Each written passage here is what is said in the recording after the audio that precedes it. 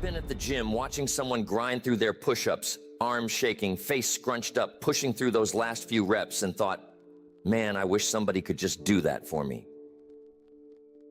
Most people laugh at that because obviously it sounds absurd. Nobody can do your push-ups for you. But here is what gets me. Those exact same people who laugh at that will walk right out of the gym and spend the rest of their day trying to get somebody else to do the equivalent of their push-ups in every other part of life. They want somebody else to make their decisions for them. They want somebody else to structure their day. They want somebody else to carry the weight that was only ever meant for their shoulders. And I think that is fascinating. Not because people are lazy, but because somewhere along the way, we all picked up this belief that the hard stuff could be handed off to someone else. Now listen closely, because this is where folks get it twisted. There are things you can borrow, and there are things you simply cannot. You can borrow money. You can borrow a book. You can borrow an idea from a conversation you had last Tuesday with somebody who knows more than you do. All of that is perfectly fine, and honestly, I would encourage it. But you cannot borrow discipline. You cannot take someone else's work ethic and slap it onto your own life like a bumper sticker. It just does not work that way. You can hire a trainer, sure, and that trainer can show you which exercises to do, what to eat, when to rest. But that trainer cannot wake up at 5 in the morning and want it for you. That part, the wanting it, the doing it, the showing up when every part of you wants to stay under the covers, that belongs to you and only you. Some people are born into families that have resources. Maybe your father built a business. Maybe your mother left behind a trust fund. Maybe you inherited property or money or a name that opens doors before you even walk through them. And all of that is great. I would never argue against having a head start because advantages are real, and pretending they do not exist is just dishonest. But here's what no one can hand down to you. You cannot inherit ambition. You cannot inherit hunger. You cannot inherit that fire inside a person that makes them get up after being knocked flat and say, that is not how this story ends. That fire does not pass through bloodlines. It is not in the will. It is not part of the estate. It gets built one decision at a time inside the person who decides that what they were given is not enough to define what they will become.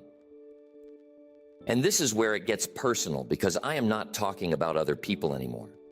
I am talking about you. I am talking about the specific things that make up your everyday life, your habits, your choices, your daily effort. These are the non-transferables. Let me say that again so it really lands. Your habits, your choices, and your daily effort are non-transferable.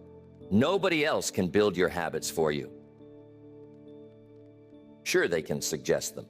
They can write them down on a whiteboard. They can send you a book with 7 steps and 14 chapters and a foreword by somebody impressive.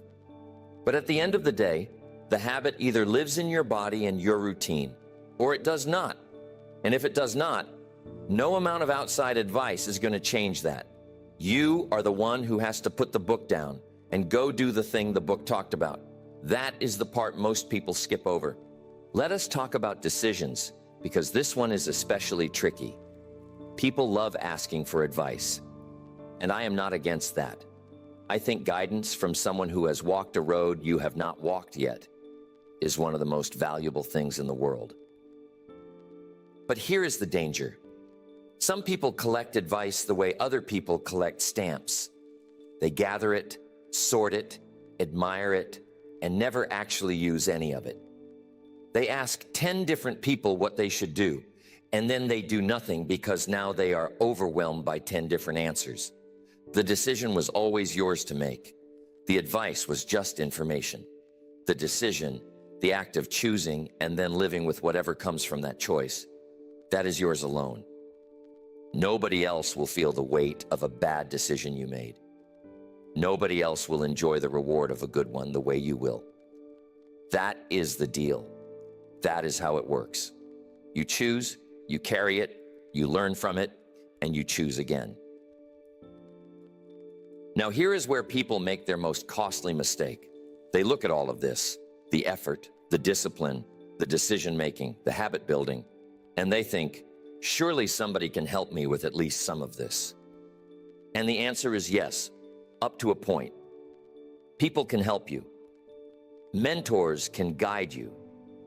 Friends can encourage you. A spouse can believe in you during those stretches when you have stopped believing in yourself. All of that matters, and I would never downplay it. But none of those people can do the work for you.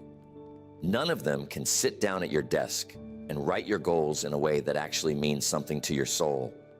None of them can look in the mirror for you and say, I am not okay with what I see, and I am willing to change. That mirror moment is yours. It has always been yours. And the sooner you stop looking for somebody to share it with, the sooner you can get on with the business of becoming who you were meant to be. There is a line I want you to take with you, and I want you to think about it tonight before you close your eyes. The weight that only you can carry is the only weight that will ever build your strength. Run that through your mind again. Let it settle. Because the things you cannot hand off to someone else are not burdens. They are the raw material of your transformation. The effort nobody else can give is the effort that changes you from the inside out. The discipline nobody can lend you is the discipline that reshapes your character. The choices nobody else can make are the choices that define your legacy. So stop looking around the room for somebody to carry your load. Not because people are unwilling, a lot of them would love to help, but because even if they carried it, it would not build you. And being built is the whole point. I want to say one more thing about this, and I want to say it as simply as I can. The world is full of help. You can find coaches, consultants, advisors, guides, partners, collaborators, and cheerleaders on just about every corner. And that is a wonderful thing. Use them. Learn from them. Let them sharpen you. But when the lights go off and the room gets quiet, and it is just you and your choices, understand that nobody is coming to save you from yourself. Nobody is coming to install your work ethic for you. Nobody is coming to hand you the will to keep going when everything inside you wants to quit. That is your department. That has always been your department. And the moment you accept that, the moment you stop waiting for a rescue, the moment you stop hoping someone else will carry what is yours to carry, that is when your life starts to change. Not because the world changed, but because you finally picked up what was always yours to hold. There is a certain kind of person I want to talk about now, and I want you to pay close attention because you might recognize them. You might even recognize yourself. This is the person who has been getting ready for a very long time. They have been reading the books. They have been going to the seminars. They have been underlining passages and scribbling notes in the margins and telling their friends, I am working on something. But if you were to pull them aside, quietly, away from everyone else, and ask them one simple question, what have you actually started? The room would go dead silent. Because the truth is, they have not started anything. They have been preparing to start. They have been warming up for the warm-up, and the real irreplaceable years of their life have been sliding by while they perfected their preparation. Now, I want to be careful here because I am not against preparation. Preparation matters. A builder does not start swinging a hammer without a blueprint. A farmer does not throw seed in the ground without first understanding the soil. There is wisdom in planning, and I would never tell someone to jump without looking. But there is a difference, a very important difference, between preparing to do something and using preparation as a place to hide. And if you are being honest with yourself, you know which one you have been doing. The person who is truly preparing has a date on the calendar. They have a line in the sand that says, by this point, I move. The person who is hiding behind preparation has no such date. Their timeline is always soon. Their answer is always almost. And almost might be the most dangerous word in the English language because it sounds close, but it really means never. So, what does that look like in everyday life? Because I think the details are what make it real. This is the guy who has had a business idea for 6 years. He has a notebook full of plans. He can tell you the company name, the logo colors, the product pricing, and the target market. Ask him when he is launching, and he will say, I just need a few more things lined up. 6 years of a few more things. 6 years of almost. Meanwhile, the market shifted, the window moved, and somebody else, someone with half his talent but twice his willingness to act, went out and built the exact thing he was still sketching on a napkin. That is not a story about intelligence. That is not a story about resources. That is a story about waiting, and what waiting costs when you make a habit of it. This is also the woman who has wanted to go back to school for 10 years. She has the brochures. She has toured the campus. She has talked to the admissions office twice. But every semester, something gets in the way. The timing is off. The money is not quite there. The kids need her. The job is too demanding. And every single one of those reasons sounds perfectly reasonable, which is exactly what makes them so destructive. Because reasonable reasons are the most effective killers of unreasonable dreams. Nobody pushes back on a reasonable reason. Nobody says, that is a weak excuse, because it does not sound like an excuse. It sounds like good judgment. But 10 years of good judgment that produces zero action is not wisdom at all. It is fear wearing a very convincing outfit. And that is the point I want to make as directly as I know how. Most of what people call patience is not patience. It is fear. Most of what people call strategy is not strategy. It is avoidance. And most of what people call waiting for the right time is not careful thinking. It is the quiet daily decision to not risk failing. Because if you never start, you never fail. If you never put your name on something, nobody can criticize it. If you never step into the arena, you never get knocked down. And for a lot of people, that trade feels worth it. They would rather have a spotless record of 0 attempts than a messy record of tries that did not all work out. But let me tell you what that clean record actually says.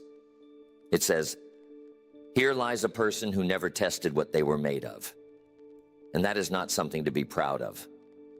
That is a tragedy written in small, quiet ink. Now let's talk about the cost for a minute, because people almost never calculate it honestly. When you wait 1 year to start something that matters to you, you do not just lose a year. You lose the compounding effect of that year. You lose the lessons you would have learned in months 3 and 4 and 7. You lose the confidence you would have built by surviving those early mistakes. You lose the connections you would have made with people who were already heading in the direction you wanted to go.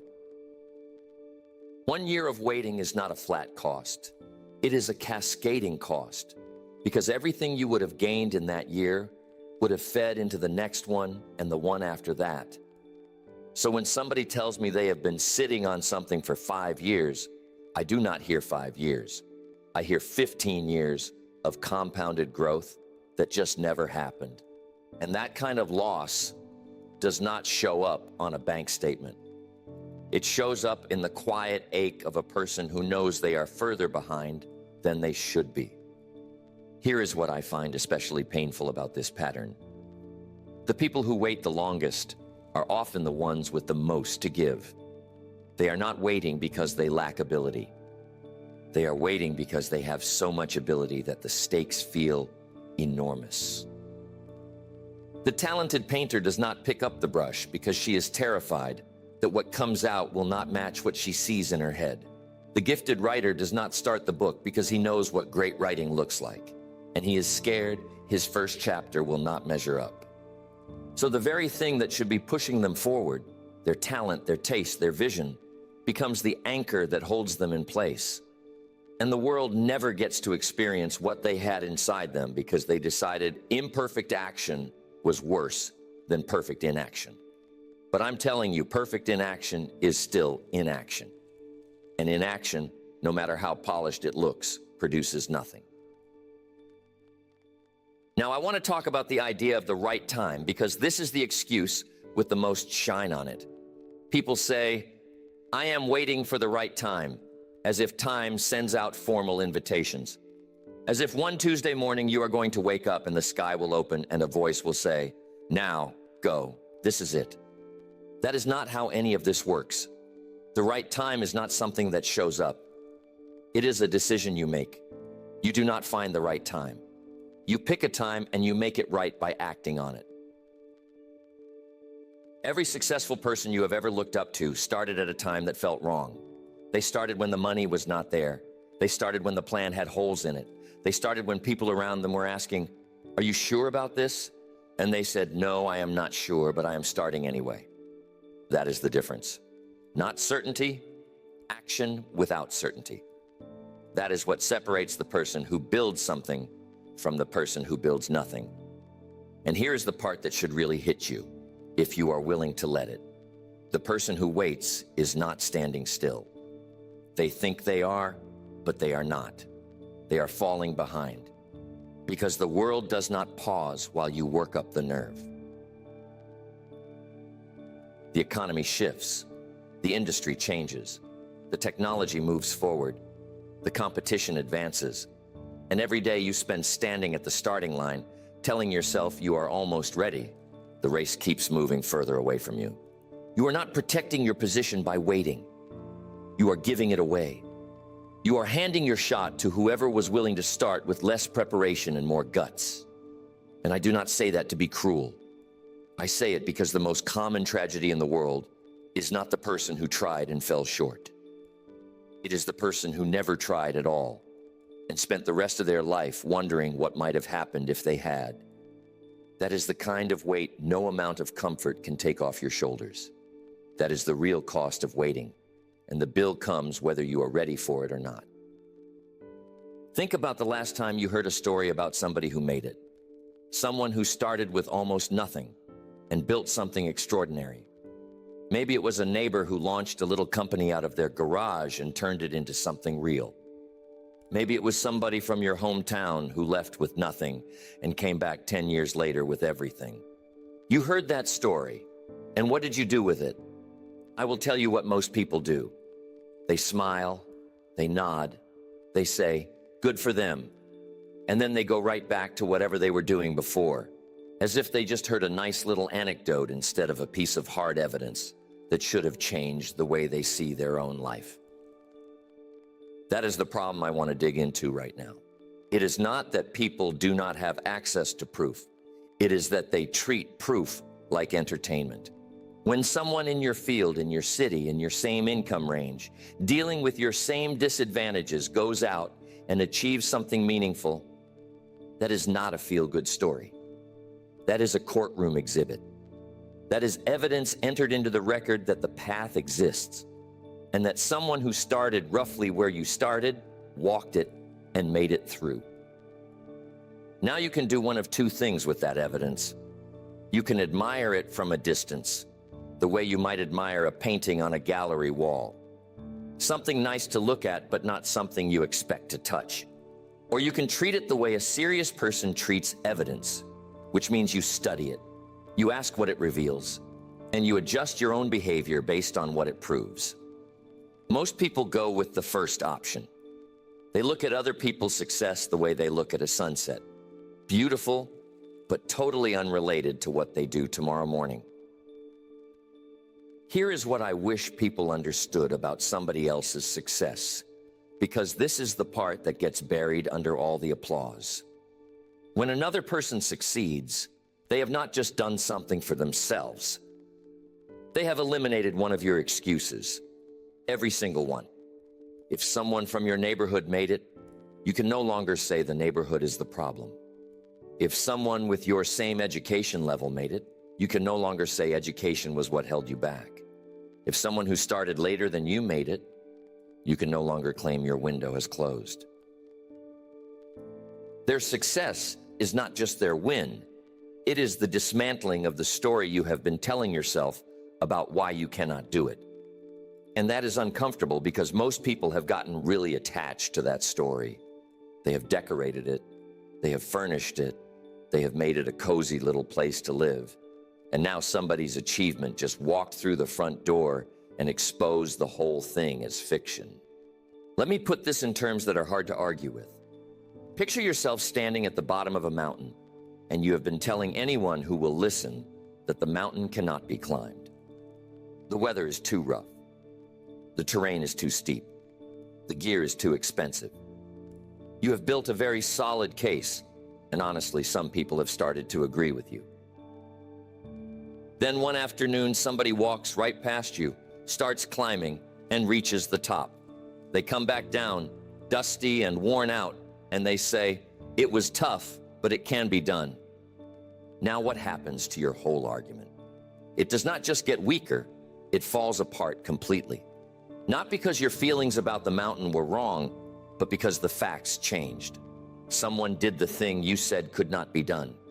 And now your position is no longer, "This is impossible." Your position is, "This is possible, and I have chosen not to do it." That is a very different sentence, and most people are not willing to say it out loud.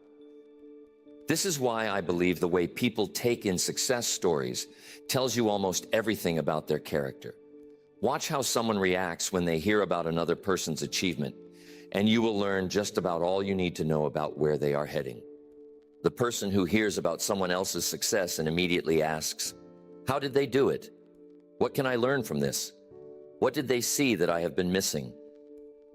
That person is going somewhere. They are treating the story like a map, not a movie. But the person who hears the same story and says, "Well, they got lucky," or "They had the right connections," or "Must be nice," that person has already decided that success is something that happens to other people. And once you decide success belongs to everyone but you, you have let yourself off the hook from ever chasing it. That feels comfortable in the moment, but over a lifetime, it is devastating. So what does it really mean to be a spectator versus a participant? Let's talk about it, because I think people do not realize how much of their life they spend watching instead of doing. A spectator watches the game. They cheer, they criticize, they break down every single play from the comfort of their seat, and they are completely convinced they know what the players should have done differently. But they never step on the field. They never feel what it is like out there. They never take a hit and have to decide whether to get back up or stay down. And the strangest part is that spectators often believe they are involved. They feel the emotions. They wear the jersey. They argue about the game at work the next day like they were part of it. But they were not part of it. They were watching somebody else live at full volume while they sat at half volume and called it participation. The same thing happens with success. People read the biographies. They listen to the interviews. They go to conferences, take notes, and feel that buzz of energy that comes from being near someone who has done something great. And for a moment, sometimes for a whole weekend, they feel like they are part of the action. But Monday morning rolls around and they go right back to the same routine, the same habits, the same complaints, because they were never actually in the game. They were in the stands. They consumed the success story the same way they watch a TV show, passively, from a safe distance, with zero obligation to change anything about their own life when it is over. And I want to suggest to you that this might be one of the most expensive habits a person can develop, because it gives you the feeling of moving forward without any of the actual progress. Here is the shift I am asking you to make, and I believe it is one of the most important changes you will ever make in how you think. Stop treating other people's success as inspiration. Start treating it as evidence. Inspiration wears off. You know that as well as I do. You can feel inspired Saturday morning and completely flat by Saturday night. Inspiration is just a feeling, and feelings are not reliable. But evidence does not wear off. Evidence sits right in front of you and says, this is what is possible. This is what somebody actually did. The question is no longer whether it can happen. The question is whether you are going to act on the fact that it can. That is a completely different relationship with someone else's achievement. It is no longer passive. It is no longer comfortable. It is confrontational. It walks up to you and says, "You saw the proof. Now what are you going to do about it?" And I want to leave you with this thought before we move on, because I believe it is the one that matters the most. Every success story you have come across that you did nothing with is not neutral. It is not some harmless piece of entertainment that floated through your life without any real consequence. It is a moment when the universe showed you the door and you looked at it, admired the craftsmanship, commented on the hinges, and walked away. That door was not opened just for the person who walked through it. It was opened for everyone who was paying attention. And paying attention does not mean watching, it means acting. It means treating the proof like a personal summons. It means saying, if that person could do it from where they were standing, then the ground I am standing on is not the problem. I am the problem, and I am also the solution. That is the only honest response to somebody else's success. Not applause, not envy, not admiration from a distance, but the quiet, serious decision to stop watching and start building. There is a version of your life that nobody sees. Not your family, not your friends, not your coworkers, not the people who think they know you best. There are hours in your day that belong completely to you. Hours that pass without a witness, without applause, without anybody standing over your shoulder saying, "Good job, keep going." And I want to tell you something about those hours because I believe they are the most important hours of your life. What you do when nobody is watching is the truest measure of who you really are. Not what you do on stage, not what you do when the room is packed and the energy is high and people are clapping. That version of you is easy to produce. Anybody can show up when the spotlight is on.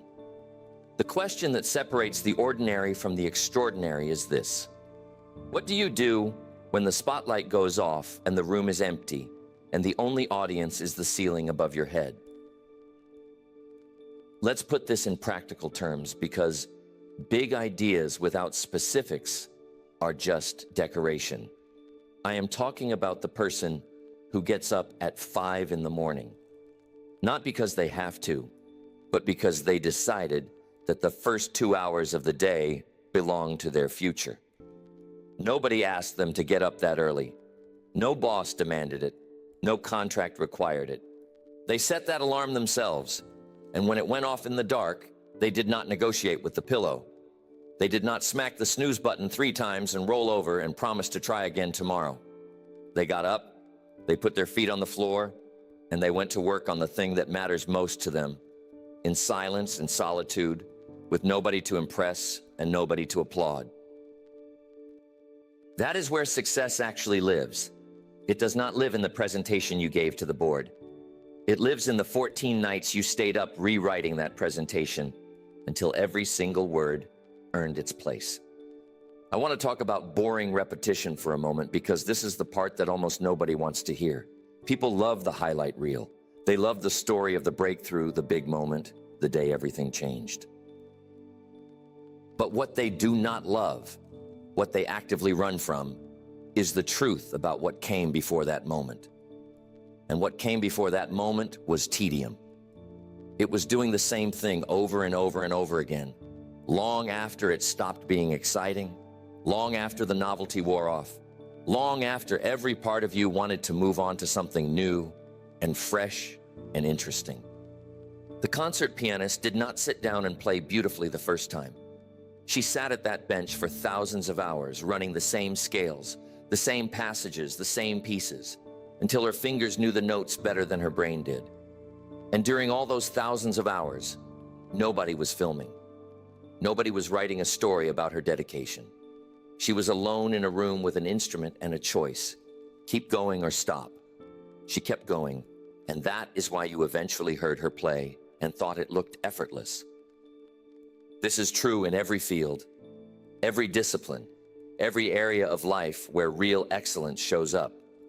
The business owner who seems to have a magic touch spent years making calls that went nowhere, writing proposals that got turned down, following up with people who never returned the call. The athlete who makes the impossible look routine spent a decade in a gym running drills that would bore you senseless if you had to watch them for more than 10 minutes. The writer whose book moved you to tears sat alone at a desk for months, sometimes years, producing pages that got tossed out, rewritten, tossed out again, and rewritten one more time. None of those hours were glamorous. None of them made for a good story at dinner. But every single one of those hours was a deposit into an account that eventually paid out in a way the whole world could see.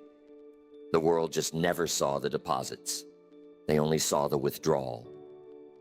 Now, I want to bring up something that people rarely talk about, and it is the specific skill of saying no when you need to. I do not mean saying no to obviously bad things. That is easy enough, at least in theory. I mean saying no to good things in order to protect the great thing. This is one of the hardest disciplines a person can build because it requires you to turn down something that is pleasant, reasonable, and immediately rewarding in favor of something that is difficult, uncertain, and far off in the distance. Your friends invite you out on a Friday night and every part of your social wiring says go. But you have committed to working on something that matters to you, something that will not build itself, something that needs the exact hours your friends are asking you to give up. Saying no in that moment is not dramatic. Nobody writes songs about the person who stayed home on a Friday night and worked on their business plan. But that Friday night, multiplied by 50, multiplied by 200, is the difference between the person who talks about their dream and the person who actually builds it. And here is what makes this even harder. Nobody is going to thank you for it. Not at first. Not for a long time. The people around you will not understand why you are pulling back from social events, why you are spending weekends differently, why you seem less available and more locked in. Some of them will take it personally. Some of them will accuse you of changing, and they will not mean it as a compliment. They will mean it as a criticism because your discipline is making them uncomfortable. When you start doing things differently, the people who are still doing things the old way feel the contrast, and that contrast can feel like judgment even when you have not said a single word. So understand this. The private work you do will not just go unnoticed. It will sometimes be resented. And you have to be willing to endure that resentment without explaining yourself, without getting defensive, without rearranging your schedule to make everyone else feel better. Now, I want to talk about the loneliness of this process because I do not think people prepare for it. And I think that is why so many of them give up. Building something meaningful is a lonely thing. Not always, and not completely, but in its most critical hours, it is just you. It is you in the blank page. It is you in the hard phone call you have been putting off. It is you and the pile of receipts that need organizing. It is you and the decision to keep going when nothing on the outside is telling you it is working. There are no cheerleaders at 4:30 in the morning. There is no motivational playlist running in the background while you go through your numbers for the third time. There is only the quiet hum of your own effort, and you have to learn to find that hum enough. You have to learn to let the work itself be the reward, at least for now, because the external rewards, the recognition, the income, the respect, those show up later, sometimes much later. And the gap between the work and the reward is where most people lose their nerve. I believe that accepting this loneliness is a skill in itself, and it is one that most people refuse to develop. They refuse to develop it because it is uncomfortable, and our whole culture is built around avoiding discomfort. We are surrounded by noise and stimulation and distraction everywhere we turn, and all of it is designed to keep you from sitting alone with your thoughts and your responsibilities. So when you deliberately choose solitude, when you choose to sit in a quiet room and do hard work instead of reaching for the easy comfort of company or entertainment, You are doing something that cuts against the grain of just about everything around you. And that is exactly why it is so valuable. The things that are easy to do get done by everybody. The things that are hard to do, the things that require you to sit with discomfort and keep working anyway, those get done by the few. And the few are the ones who eventually end up standing where everyone else wishes they were. So here's what I want you to understand, and I want you to carry this with you into every quiet morning and every late night and every solitary hour of effort that nobody will ever see. The private work is the real work. It is the foundation underneath the building that everyone admires. Nobody walks past a beautiful building and says, "What a magnificent foundation." They do not see it. They do not even think about it. But without it, the building does not stand. Every hour you spend in private doing the unglamorous, tedious, repetitive work of building something that matters is an hour spent pouring that foundation. And one day, not today, maybe not this year, but one day, something will rise from that foundation that the world can see. And they will call it talent. They will call it luck. They will call it overnight success. And you will smile quietly because you will know the truth. You will know about the mornings. You will know about the silence. You will know about the hours that had no audience and no applause. And you will know that those hours, those invisible, thankless, lonely hours, were the hours that made everything else possible. I want you to do something with me right now, and I want you to take it seriously. I want you to imagine that your life is over. Not in a dark way, not in a way that is meant to scare you, but in the way a person stands at the end of a long road and turns around to look at where they have been. You are at the end. The work is finished. The years have been spent. And now you are looking back at the whole thing. Every decision, every delay, every bold move, every moment of hesitation. And you are asking yourself one question. One single question that matters more than anything you have ever been asked in your life. What did I build and whose name is on it? That is the question I want you to sit with, because it is the question that strips away every excuse, every justification, every clever story you have been telling yourself about why things did not go the way you wanted. At the end, there is no committee to share the blame with. There is no panel of judges to spread the responsibility around. There is you, and there is the life you built or did not build. And the final account has one name on it. Not your mother's name, not your father's name, not the name of the friend who let you down, or the employer who passed you over, or the economy that made things tough. Your name, just yours. And that is either a source of incredible pride or a source of deep regret, depending on how you spent the years between now and then. And here's something that we can't overlook: blame. I think blame is one of the most destructive habits a person can carry into the later chapters of their life. People spend years, decades in some cases, building a case against someone or something they believe held them back. The mentor who never showed up, the parents who did not support them, the spouse who did not believe in them, the partner who pulled out of the deal, the teacher who told them they were not good enough. And every single one of those grievances might be completely valid. I am not here to tell you that people have not done you wrong. They probably have. Life is full of people who will disappoint you, mislead you, underestimate you, and leave when you needed them the most. That is not what I am arguing about. What I am questioning is whether any of that matters when the final account gets tallied. Because here is the hard truth, and I want you to hear it clearly. You cannot hand in your list of grievances at the end of your life and expect somebody to adjust the score. There is no appeals process. There is no form you can file that says, my results would have been different if this person had done what they were supposed to do. That form does not exist. The results are the results. The life you lived is the life you lived. And no amount of explaining, no matter how thoughtful or justified, will add a single accomplishment to the record.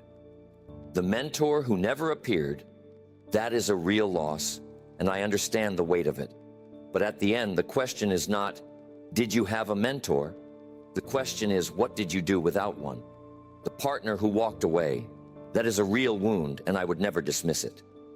But the question is not, did your partner stay? The question is, what did you build after they left?